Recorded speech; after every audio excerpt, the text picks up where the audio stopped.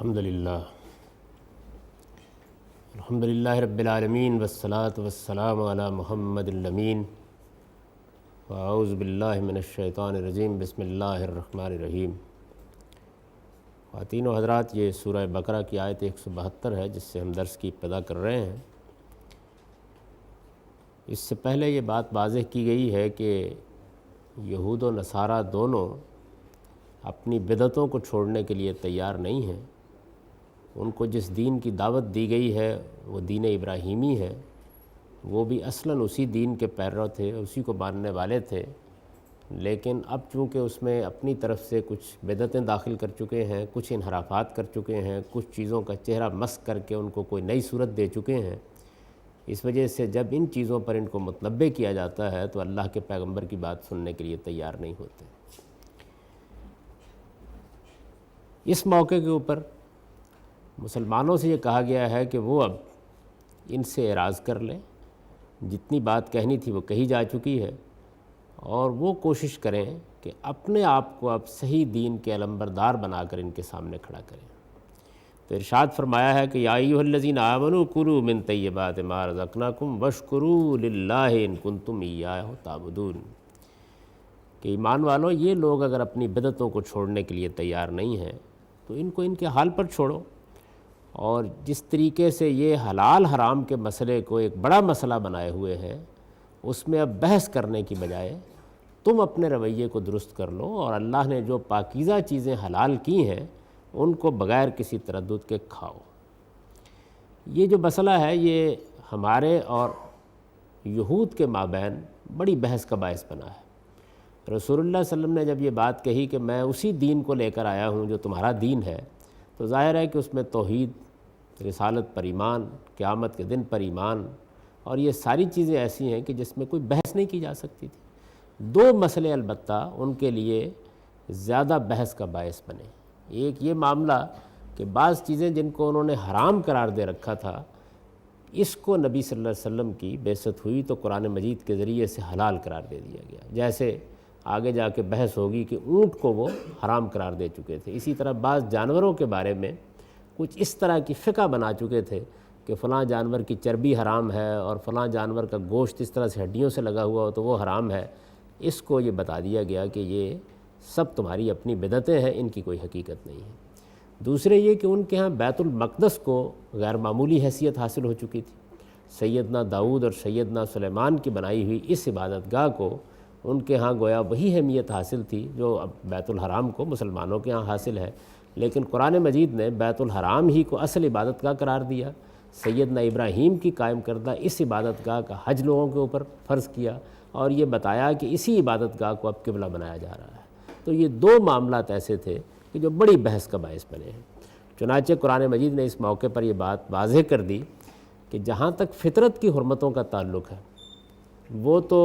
پوری دنیا میں مشترک ہے، یعنی یہ شیر، چیتے، گدھے، سانپ، کتے، بلے، یہ وہ چیزیں نہیں ہیں کہ جو کھانے کے لیے پیدا کی گئی ہیں، یعنی ان چیزوں کے بارے میں انسان کی فطرت عام طور پر صحیح فیصلہ کرتی ہے۔ اسی طرح وہ چیزیں جو کسی نہ کسی پہلو سے کوئی اخلاقی یا جسمانی مضرت پیدا کر دیتی ہیں، ان کے بارے میں بھی کوئی بحث نہیں ہے۔ مثال کے طور پر یہ بات کہ نشہ کی چیزیں کھانا پینا حرام ہونا چاہیے یا ممنوع ہونا چاہیے، اس کو انسانی عقل مانتی ہے۔ اس میں اگر تھوڑی بہت کوئی بحث ہوتی ہے تو وہ بحث محض خواہشات نفس کی بنیاد پر ہوتی ہے، ورنہ عام طور پر اس کو انسان کی عقل، انسان کی فطرت قبول کر لیتی ہے۔ تو یہ چیزیں ایسی ہیں جن کے بارے میں کوئی بڑی بحث نہیں ہوتی۔ البتہ چند چیزیں تھیں جن پر یہ معلوم ہوتا ہے تاریخ کا مطالعہ کرنے سے کہ انسان کے لیے خود فیصلہ کرنا مشکل ہوا ہے۔ ان میں سے ایک یہ چیز تھی کہ دنیا میں جتنے بھی جانور حلال کیے گئے ہیں وہ بہیمۃ الانعام ہیں، یعنی وہ جانور حلال ہیں کہ جن جانوروں کو ہم درندے نہیں سمجھتے، وہ کھانے کے لیے موزوں سمجھے جاتے ہیں۔ جیسے مثال کے طور پر بھیڑ بکری ہے، جس طرح مثال کے طور پر اونٹ اونٹنی ہے، جیسے گائے بیل ہے۔ تو یہ وہ جانور ہیں کہ جن کے بارے میں یہ خیال کیا جاتا ہے کہ ان کا گوشت کھایا جا سکتا ہے، یہ طیب للطعام ہے، کھانے کے لیے موزوں ہے۔ لیکن بہت سے ایسے جانور ہیں کہ جن کے بارے میں انسانی عقل یہی ہمیشہ سے کہتی ہے اور فطرت یہی ہمیشہ سے فتویٰ دیتی ہے کہ یہ کوئی کھانے پینے کی چیزیں نہیں ہیں۔ گھوڑے گدھے بھی عام طور پر کھانے پینے کے جانور نہیں سمجھے جاتے۔ تو یہ چیز تو لوگوں کے ہاں معروف تھی، لیکن انہی جانوروں میں سے ایک سور بھی ہے۔ اب سور کا معاملہ یہ ہے کہ وہ اپنی جنس کے لحاظ سے یا اپنی نوع کے لحاظ سے تو بھیڑ بکری کی نوع سے، یعنی اس کو اگر آپ اس کے ماہرین سے رجوع کر کے معلوم کرنا چاہیں کہ یہ کس نوع کا جانور ہے، تو یہ اپنی اصل کے لحاظ سے کوئی درندہ نہیں ہے، لیکن اس کی کچلیاں بھی ہیں اور یہ گوشت بھی کھاتا ہے۔ تو اس کا نتیجہ یہ نکلتا ہے کہ ایک اشتباہ اس کے بارے میں پیدا ہوتا ہے کہ اس کو اب کس نوعیت کا جانور سمجھا جائے، حلال جانوروں سے الحاق کیا جائے اور پھر کھایا جائے، یا اس کو درندوں سے ملحق قرار دیا جائے اور اس کے بارے میں وہی نقطہ نظر قائم کیا جائے جو شیر چیتے کے بارے میں ہم نے قائم کر رکھا ہوا ہے۔ یہ سوال تھا، تو اس سوال کا جواب اللہ تعالیٰ نے اپنی شریعت میں یا انبیاء علیہ السلام کے ذریعے سے یہ دیا کہ اس کو درندوں ہی سے ملحق سمجھنا چاہیے اور نہیں کھانا چاہیے۔ اسی طرح یہ سوال پیدا ہوا کہ جن جانوروں کو اللہ تعالیٰ نے حلال کیا ہے، جیسے بھیڑ ہے، بکری ہے یا اور اس طرح کے جانور ہیں، تو ہم اس کو ذبح کرتے ہیں، ذبح کرنے کے بعد اس کا گوشت کھاتے ہیں، اب اسی گوشت کے ساتھ ان کا خون بھی ہوتا ہے، تو اس کے بارے میں کیا ہے؟ یعنی ایک حلال جانور ہے، اس کی باقی سب چیزیں ہم کھا رہے ہیں، خون کے بارے میں کیا رائے ہے؟ کیونکہ خون کا معاملہ یہ ہے کہ اس کا پینا ہمیشہ سے درندگی کی علامت رہا ہے۔ آپ اگر کسی موقع کے اوپر یہ تعبیر اختیار کریں کہ فلاں آدمی نے خون پی لیا، تو اس سے ایک تصور آتا ہے جس سے انسان کو اپنی فطرت کے لحاظ سے گھن محسوس ہوتی ہے، لیکن بحث ہو سکتی تھی، تو سوال کیا گیا تو اللہ تعالیٰ نے اس کا بھی یہ جواب دے دیا۔ اسی طریقے سے چونکہ دین میں پاکیزگی اور تطہیر کو بڑی غیر معمولی اہمیت حاصل ہے، تو وہ جانور جس کا تزکیہ نہ ہوا ہو، تزکیہ کا مطلب یہ ہے کہ سارا خون نکلنے کے بعد موت واقع ہو،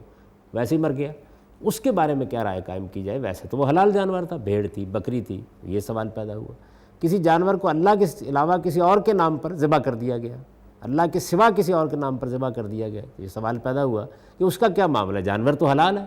لیکن کیا اللہ کے نام کے سوا کسی اور کے نام پر ذبح کرنے سے ان میں حرمت واقع ہو جاتی ہے؟ تو یہ سوالات تھے کہ جن کا جواب عقل انسانی کے لیے قطعی طور پر دینا مشکل تھا، تو اللہ تعالیٰ نے اپنی شریعت کے ذریعے سے، اپنے انبیاء کے ذریعے سے، اپنی کتابوں کے ذریعے سے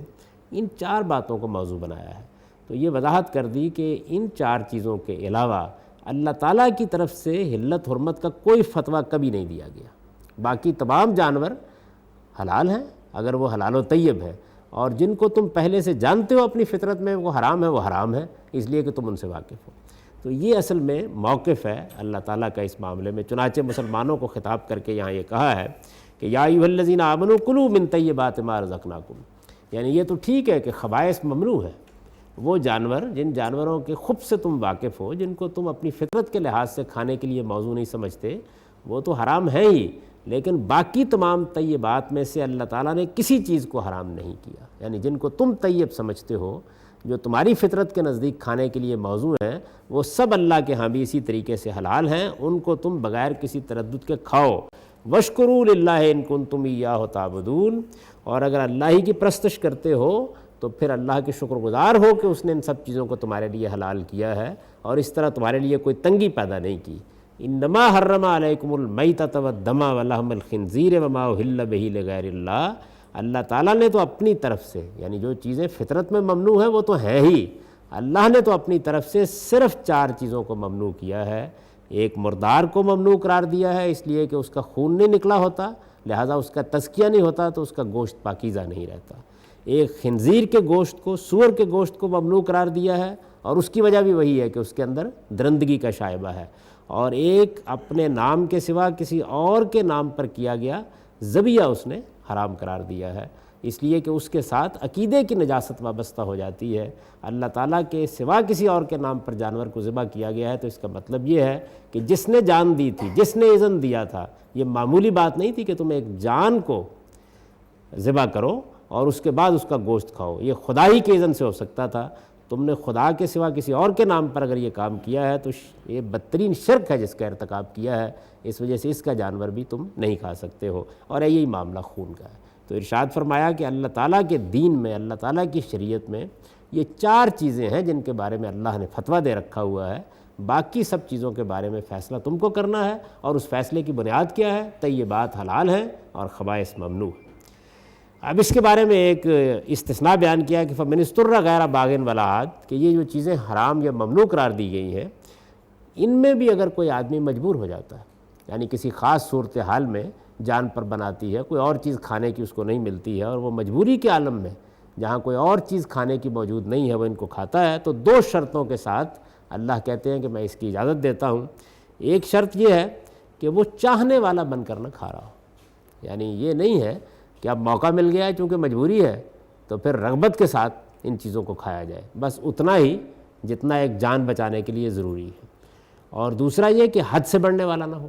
یعنی ایک تو چیز یہ ہے کہ آپ کے اندر اس کے لیے رغبت نہیں، وہی کراہت رہنی چاہیے، اور آپ جان بچانے کے لیے کھائیں، اور پھر کھائیں بھی اتنا ہی جتنا جان بچانے کی ضرورت ہے، حد سے بڑھ کر نہیں، تاکہ حرمت کا جو تصور ہے وہ راسخ رہے، اس کا شعور قائم رہے، اور انسان یہ سمجھتا رہے کہ یہ چیزیں اس کے لیے موضوع نہیں ہیں، لیکن انسان کی جان چونکہ اس سے زیادہ حرمت رکھتی ہے تو اس وجہ سے اللہ نے یہ اجازت دے دی۔ تو فرمایا فلا اسماعیل ہے، اس پر پھر کوئی گناہ نہیں ہے۔ ان اللہ غفور الرحیم، اللہ یقیناً بخشنے والا ہے، وہ سراسر رحمت ہے۔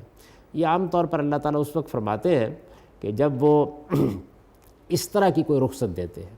اور اس میں یہ اصول لوگوں کو ذہن نشین کراتے ہیں کہ اللہ نے جو دین دیا ہے اس کو بالکل انسانی فطرت کے مطابق رکھا ہے، اس میں انسان پر کوئی ایسی ذمہ داری نہیں ڈالی جو اس کی حد وسع سے باہر ہو، اس کی طاقت سے باہر ہو، اور اگر اس میں کوئی غلطی ہو جاتی ہے، یعنی جیسے کہ یہاں فرمایا ہے کہ کسی مجبوری کے عالم میں، کسی اضطرار کی حالت میں اگر تم کھاتے ہو، تمہیں دل سے چاہنے والا نہیں ہونا چاہیے اور حد سے بڑھنے والا نہیں ہونا چاہیے، اگر اس میں کوئی غلطی کوتاہی چھوٹی موٹی ہو جاتی ہے تو اللہ بخشنے والا ہے، اور اس کی رحمت بہت بے پایاں ہے، وہ بندوں کے ساتھ سختی کا معاملہ نہیں کرتا، نرمی کا معاملہ کرتا ہے۔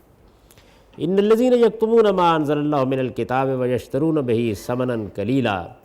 اب یہ فرمایا کہ یہ اہل کتاب تو جانتے تھے کہ یہی حق ہے، یعنی ایسا نہیں ہے کہ ان کو ان دو باتوں کے بارے میں بھی کوئی تردد ہے، نہ قبلے کے معاملے میں جس کی بحث پیچھے ہو چکی ہے ان کو کوئی تردد ہے، یہ جانتے ہیں کہ یہ ابراہیم کا بنایا ہوا گھر ہے، انہیں معلوم ہے کہ اللہ کی پہلی عبادت گاہ یہی ہے، یہ اس بات سے خوب واقف ہیں کہ اگر عقل کی بنیاد پر فیصلہ کیا جائے کہ دنیا کی عبادت گاہوں میں کس عبادت گاہ کو قبلہ ہونا چاہیے تو وہ یہی فیصلہ دے گی کہ بیت الحرام کو ہونا چاہیے،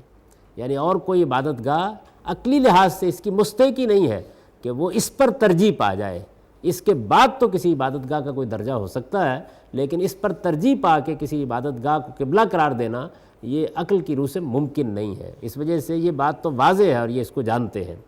کہ یہ اہل کتاب اس بات سے واقف ہیں کہ یہی حق ہے، لیکن انہوں نے اس کو چھپایا ہے، اس کو بھی چھپایا ہے کہ یہ ابراہیم کی بنائی ہوئی عبادت گاہ ہے، اور اپنے لوگوں کو گمراہ کیا ہے یہ کہہ کر کہ یہ تو ان عربوں کا کوئی تیرتھ ہے، ان کا کوئی استھان ہے، انہوں نے یہ عبادت گاہ بنا لی ہے، سیدنا ابراہیم علیہ السلام کا جو تعلق اس کے ساتھ ہے اس کو انہوں نے تورات میں بھی، بائبل کی تاریخ میں بھی اور اپنے لوگوں کے ہاں بھی چھپانے کی کوشش کی ہے۔ اسی طریقے سے حلال حرام کا معاملہ ہے کہ جب ان کے فقیوں نے کچھ فتوے دے دیے اور ان کے ہاں وہ دین بن گئے تو پھر اس کے بعد جب ان کو بتایا گیا کہ تمام طیبات حلال ہیں، حرام صرف وہی چیزیں ہیں جن کو انسانی فطرت خبائث کہتی ہے، یہ مسئلہ کہ کسی معاملے میں اشتباہ ہو جائے یہ صرف 4 چیزوں کے معاملے میں تھا، ان کا فتویٰ اللہ نے دے رکھا ہے، یہ تورات میں بھی اسی طرح ہے، یہ باقی کتابوں میں بھی اسی طرح ہے، اور یہ قرآن مجید میں بھی اسی طرح ہے، تو یہ بات کہ یہ صحیح بات ہے، یہ بات کہ یہ حق ہے، فرمایا یہ اس کو جانتے ہیں، لیکن انہوں نے اس کو چھپایا، اور پھر فرمایا کہ ان الذین یکتمون ما انزل اللہ من الکتاب، کہ حقیقت یہ ہے کہ جو لوگ ان باتوں کو چھپاتے ہیں جو اللہ نے اپنی کتاب میں اتاری ہیں، ما انزل اللہ من الکتاب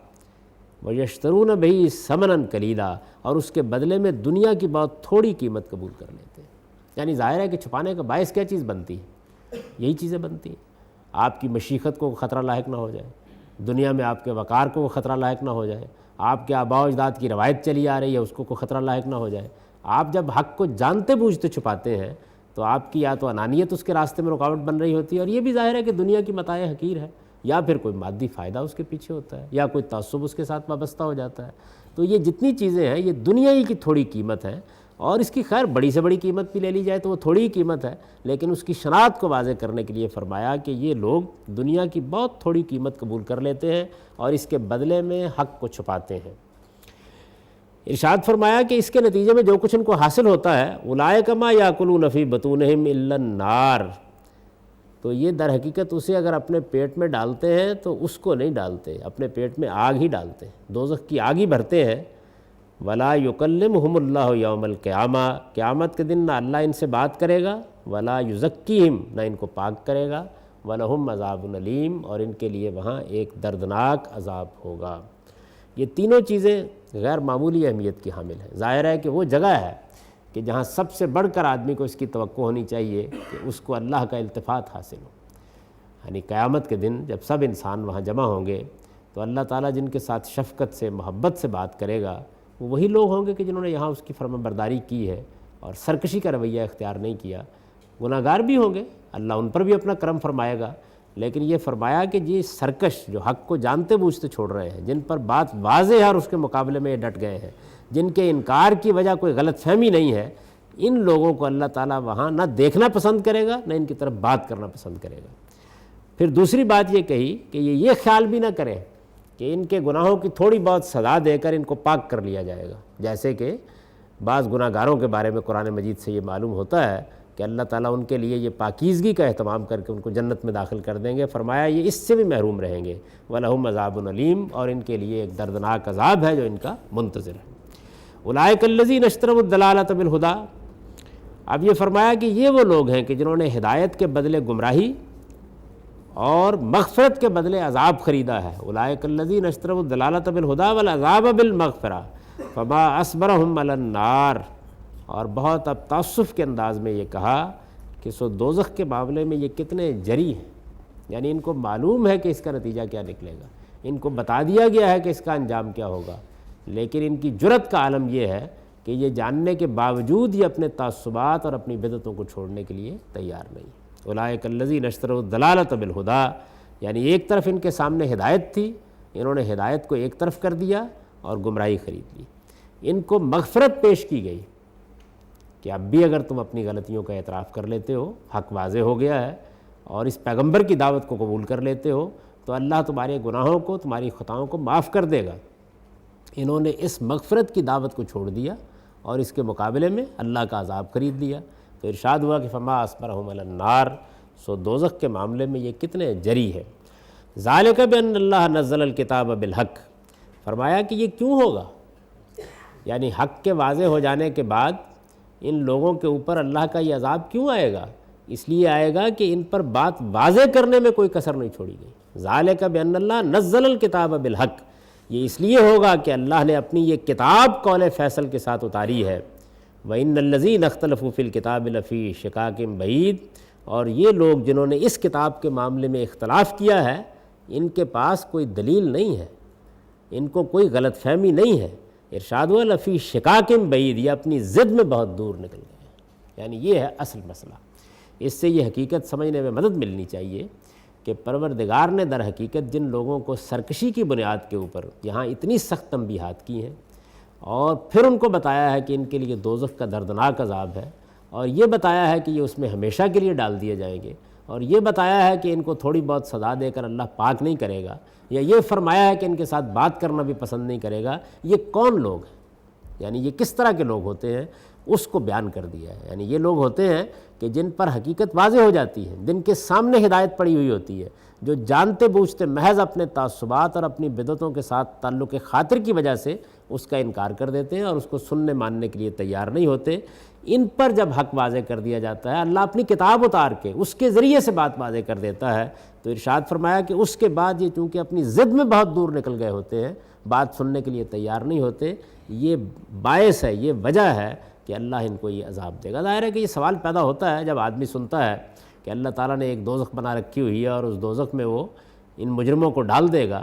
تو پھر یہ سوال پیدا ہوتا ہے کہ اتنی سخت سزا کیوں دی جائے گی؟ انسان کو غلطی لگ سکتی ہے، اس تک بات نہیں پہنچی، وہ کسی غلط فہمی کا شکار ہو سکتا ہے، تو یہ اس کا جواب دیا ہے اور یہ بتایا ہے کہ نہیں، جس کو غلطی لگی ہوئی ہے اللہ اس کی غلطی کو دور کرنے کے اسباب پیدا کرے گا، جس کو غلط فہمی ہے اللہ تعالیٰ اس تک بھی حق پہنچانے کا اہتمام کرے گا۔ اگر نہیں پہنچا، غلطی دور نہیں ہوئی، تو اس میں عفو درگزر کے بڑے مواقع ہیں۔ آدمی نے اپنی طرف سے اپنے آپ کو سنبھالنے کی کوشش کی ہے، اس سے غلطیاں اور کوتاہیاں ہوئی ہیں، تو اللہ غفور الرحیم ہے، اس طرح کی چیزوں کو بخشتا ہے اور کرم فرماتا ہے۔ لیکن اگر آدمی پر بات واضح ہو گئی اور اس طرح سے واضح ہو گئی کہ ضمیر نے شہادت دے دی، فطرت نے شہادت دے دی، اور پھر اللہ تعالیٰ کہتے ہیں کہ میں نے اپنی کتاب نازل کی، ذالک بان اللہ نزل الکتاب بالحق، اس کتاب کے ذریعے سے پوری طرح جھنجھوڑ کر بتا دیا گیا کہ صحیح بات یہ ہے، اور دل مان گئے کہ صحیح بات یہ ہے، ضمیر نے اس کی گواہی کو قبول کر لیا، پھر بھی لوگ ماننے کے لیے تیار نہیں ہوئے، تو ارشاد فرمایا کہ اس کے بعد یہی کہا جا سکتا ہے کہ فما اصبرہم علی النار، یعنی پھر تو اس کا مطلب یہ ہے کہ دوزخ کو سامنے دیکھ کر اپنے آپ کو مستحق مان کر یہ لوگ اس کو قبول کرنے کے لیے بڑی جرت کے ساتھ تیار ہو گئے ہیں، اس کے سوا کوئی اور چیز نہیں ہے۔ چنانچہ ان کا انجام بھی پھر یہی ہوگا، اللہ نہ ان کے ساتھ بات کرنا پسند کرے گا، نہ ان کو پاک کرے گا، نہ یہ دوزخ سے کبھی نکل سکیں گے، اس لیے کہ اپنی ضد میں یہ بہت دور نکل گئے ہیں۔ ان الذین اختلفوا فی الکتاب لفی شقاق بعید۔ اب اس کے بعد پھر وہ آیت آتی ہے کہ جس کے ذریعے سے گویا اس سارے رویے پر تبصرہ کر کے دین کی حقیقت واضح کی گئی ہے۔ اب تک جتنی بات پیچھے چل رہی تھی وہ بات یہ تھی کہ کچھ ریچولز ہیں، کچھ بدعات ہیں، کچھ فقہی معاملات ہیں جو اصل میں اختلاف کا باعث بن گئے ہیں، اور عام طور پر اب دیکھتے ہیں کہ یہی چیزیں ہوتی ہیں کہ جن کے اوپر مورچہ لگ جاتا ہے اور مذہبی لوگ ایک دوسرے کی تکفیر کرنا شروع کر دیتے ہیں۔ تو یہ بتا دیا گیا کہ حقیقی ایمان کیا ہے، حقیقی عمل صالح کیا ہے، سچا دین کیا ہے، صحیح چیز کیا ہے جس کو پیغمبر پیش کر رہے ہیں، یہ بتا دیا گیا۔ اب اس کا خلاصہ کیا، فرمایا کہ انہوں نے جو بحثیں چھیڑی ہیں یہ 2-3 یہ حرام حلال کی چیزیں ہیں جن کی بحث چھیڑ دی ہے، یا قبلے کے بارے میں بحث ہو رہی ہے کہ مشرق ہونا چاہیے یا مغرب ہونا چاہیے، بیت المقدس ہونا چاہیے یا بیت الحرام ہونا چاہیے، تو پھر فرمایا کہ لیس البر ان تولوا وجوہکم قبل المشرق والمغرب، کہ یہ تم سمجھتے ہو کہ اللہ سے وفا کا حق مذہب کی 2-4 رسمیں پوری کر دینے سے ادا ہو جایا کرتا ہے، ایسی بات نہیں ہے۔ تمہیں معلوم ہونا چاہیے کہ اللہ کے ساتھ وفاداری صرف یہ نہیں ہے کہ تم نے نماز میں اپنا رخ مشرق کی طرف کر لیا یا مغرب کی طرف کر لیا، وَلَٰكِنَّ الْبِرَّ مَنْ آمَنَ بِاللَّهِ، اور ہم تمہیں بتاتے ہیں کہ نیکی کیا ہے، یہ تم کو بتاتے ہیں کہ حق کیا ہے، یہ بتاتے ہیں کہ خیر کیا ہے، یہ بتاتے ہیں کہ وفا کا حق کیسے ادا ہوتا ہے۔ تو ارشاد فرمایا کہ وفاداری تو اس کی وفاداری ہے جو پورے دل سے اللہ کو مانے، وَلَٰكِنَّ الْبِرَّ مَنْ آمَنَ بِاللَّهِ وَالْيَوْمِ الْآخِرِ، اور قیامت کے دن پر ایمان لائے کہ مجھے ایک دن اپنے پروردگار کے سامنے جواب دہ ہونا ہے، وَالْمَلَائِكَةِ وَالْكِتَابِ وَالنَّبِيِّينَ، اور اس بات کو مانے کہ اللہ نے اپنا پیغام اپنے فرشتوں کے ذریعے سے پہنچایا ہے، اور اللہ نے اپنی کتابوں کے ذریعے سے حق کو واضح کیا ہے، اور اپنے نبیوں کے ذریعے سے حقیقت ہم پر واضح کی ہے، وَآتَى الْمَالَ عَلَىٰ حُبِّهِ ذَوِي الْقُرْبَىٰ وَالْيَتَامَىٰ وَالْمَسَاكِينِ، اور جو مال اللہ نے اس کو دیا ہے اس کو مال کی محبت کے باوجود اپنے رشتہ داروں پر خرچ کرے، اور وفاداری ان کی وفاداری ہے کہ عہد کر بیٹھیں، وعدہ کر بیٹھیں تو اس کو پورا کریں، وَالصَّابِرِينَ فِي الْبَأْسَاءِ وَالضَّرَّاءِ وَحِينَ الْبَأْسِ، اور صبر کرنے والے ہوں بیماری میں بھی، جنگ کے حالات میں بھی، غربت میں بھی، اولئک الذین صدقوا، فرمایا کہ یہ لوگ ہیں جو اللہ کے ساتھ اپنے وعدے میں سچے ثابت ہوئے، وَأُولَئِکَ هُمُ الْمُتَّقُونَ، اور حقیقی پرہیزگار بھی یہی ہیں۔ یہ آیہ بر ہے قرآن مجید کی، نیکی کی حقیقت کو اس میں واضح کیا گیا ہے، اور گویا اس ساری سورہ میں اب تک جو بحث ہوئی ہے اس کے اوپر ایک جامع تبصرہ کر دیا گیا، یعنی یہ بتا دیا گیا ہے کہ بہت بحث ہو گئی، کبھی قبلے پر ہو گئی، کبھی اونٹ کی حرمت پر ہو گئی، کبھی چربی کی حلت پر ہو گئی، یہ کوئی چیزیں نہیں، یہ رسمیں جو تم سمجھتے ہو اور یہ اوپر کی چند شرعی چیزیں جو تم خیال کرتے ہو، اور یہ فقہی فتوے تم سمجھتے ہو کہ تمہیں جنت میں لے جانے کا باعث بن جائیں گے، ان کی کوئی تھوڑی بہت اہمیت ہوگی، لیکن یہ نیکی اور وفاداری نہیں ہے۔ حقیقی نیکی یہ ہے کہ تمہارے ایمان کا حال کیا ہے، یعنی واقعی مانا ہے اللہ کو۔ یہاں اصل میں ایمان وہ زیر بحث نہیں ہے کہ جو ایک آدمی کو مسلمان قرار دینے کے لیے ہوتا ہے، یعنی دل میں مانا ہے پروردگار کو۔ حقیقی ایمان ہے کہ ایک دن اپنے خدا کے سامنے جواب دہ ہونا ہے جا کر،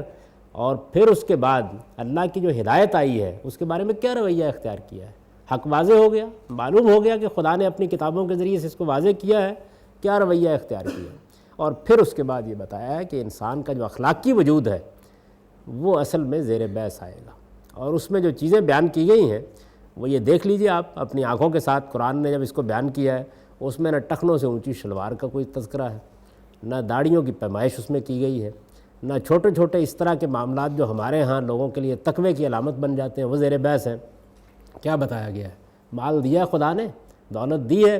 غریبوں پر خرچ کیے ہیں، رشتہ داروں کے حقوق ادا کیے ہیں، مسکینوں کے سر پر ہاتھ رکھا ہے، صبر اور استقامت کے ساتھ بیماری میں، تکلیف میں، ہر طرح کے حالات میں خدا کے ساتھ اپنے تعلق پہ قائم رہے ہو، وعدے پورے کیے ہیں، فرمایا یہ کچھ کیا ہے تو پھر وفاداری کا حق ادا کیا ہے، اور اولئک الذین صدقوا، پھر تم سچے وفادار ہو۔ اور اگر پوچھتے ہو کہ تقویٰ کیا ہے، وَأُولَئِکَ هُمُ الْمُتَّقُونَ، یہی لوگ حقیقی تقوی والے ہیں۔ گویا ایمان اور سچا عمل، اور سچا عمل کون سا عمل؟ وہ عمل جو خدا کی وفاداری میں ہوتا ہے، جیسے نماز ہے، وہ عمل جو انسانوں کے ساتھ ان کے حقوق ادا کرنے کے لیے ہوتا ہے، جیسے ان کے اوپر خرچ کرنا، ان کی ذمہ داریوں کو پورا کرنا، عہد معاہدے پورا کرنا۔ یہ جو ایک لفظ کہا ہے کہ اگر وعدہ کر بیٹھیں تو اس کو پورا کریں، حقیقت میں ساری اخلاقی زندگی کا احاطہ کر لیتا ہے۔ اگر آپ غور کریں تو سارے ہمارے جو اخلاقی اصول ہیں وہ اس کے اندر سب کے سب جمے ہوئے ہیں۔ یعنی انسان کی زبان کی کیا اہمیت ہے، اس نے اگر کوئی ذمہ داری قبول کیا تو اس کی کیا نوعیت ہے۔ تو اس مقام پر پہنچ کے گویا تقوی کی حقیقت ہمارے اوپر واضح کر دی۔ اب آپ اس کا سادہ ترجمہ سن لیجئے، اس میں جو بات بیان کی گئی ہے۔ ایمان والوں، یہ اگر اپنی ان بدعتوں کو نہیں چھوڑتے تو انہیں ان کے حال پر چھوڑو، اور جو پاکیزہ چیزیں ہم نے تمہیں عطا فرمائی ہیں انہیں بغیر کسی تردد کے کھاؤ، اور اللہ ہی کے شکر گزار بنو اگر تم اس کی پرستش کرنے والے ہو۔ اس نے تو تمہارے لیے صرف مردار اور خون اور سور کا گوشت اور غیر اللہ کے نام کا ذبیحہ حرام ٹھہرایا ہے۔ اس پر بھی جو مجبور ہو جائے اس طرح کہ نہ چاہنے والا ہو نہ حد سے بڑھنے والا، تو اس پر کوئی گناہ نہیں۔ اللہ یقیناً بخشنے والا ہے، وہ سراسر رحمت ہے۔ یہ اہل کتاب تو جانتے تھے کہ یہی حق ہے، لیکن انہوں نے اسے چھپایا۔ حقیقت یہ ہے کہ جو لوگ ان باتوں کو چھپاتے ہیں جو اللہ نے اپنی کتاب میں اتاری ہے اور اس کے بدلے میں دنیا کی بہت تھوڑی قیمت قبول کر لیتے ہیں، وہ اپنے پیٹ میں صرف دوزخ کی آگ بھرتے ہیں۔ قیامت کے دن اللہ نہ ان سے بات کرے گا، نہ انہیں پاکیزہ بنائے گا، اور ان کے لیے وہاں ایک دردناک عذاب مقرر ہے۔ یہی لوگ ہیں جنہوں نے ہدایت کے بدلے گمراہی اور مغفرت کے بدلے عذاب خریدا ہے۔ سو دوزخ کے معاملے میں یہ کتنے جری ہیں۔ یہ اس لیے ہوگا کہ اللہ نے اپنی یہ کتاب قول فیصل کے ساتھ اتاری ہے، اور یہ لوگ جنہوں نے اس کتاب کے معاملے میں اختلاف کیا ہے یہ اپنی ضد میں بہت دور نکل گئے ہیں۔ یہ سمجھتے ہیں کہ اللہ سے وفا کا حق مذہب کی کچھ رسمیں پوری کر دینے سے ادا ہو جاتا ہے۔ تمہیں معلوم ہونا چاہیے کہ اللہ کے ساتھ وفاداری صرف یہ نہیں کہ تم نے نماز میں اپنا رخ مشرق یا مغرب کی طرف کر لیا، بلکہ وفاداری تو ان کی وفاداری ہے جو پورے دل سے اللہ کو مانے اور قیامت کے دن کو مانے اور اللہ کے فرشتوں کو مانے اور اس کی کتابوں کو مانے اور اس کے نبیوں کو مانے، اور مال کی محبت کے باوجود اسے قرابت مندوں، یتیموں، مسکینوں، مسافروں اور مانگنے والوں پر اور لوگوں کی گردنیں چھڑانے میں خرچ کریں، اور نماز کا اہتمام کریں اور زکوٰۃ ادا کریں، اور ان کی ہے کہ جب عہد کر بیٹھیں تو اسے اپنے عہد کو پورا کرنے والے ہوں، اور بالخصوص ان کی جو تنگی اور بیماری میں اور جنگ کے موقع پر ثابت قدم رہنے والے ہوں۔ یہی ہیں جو اللہ کے ساتھ اپنے عہد وفا میں سچے ہیں، اور یہی ہیں جو فی الواقع پرہیزگار ہیں۔ اقول قولی ھذا۔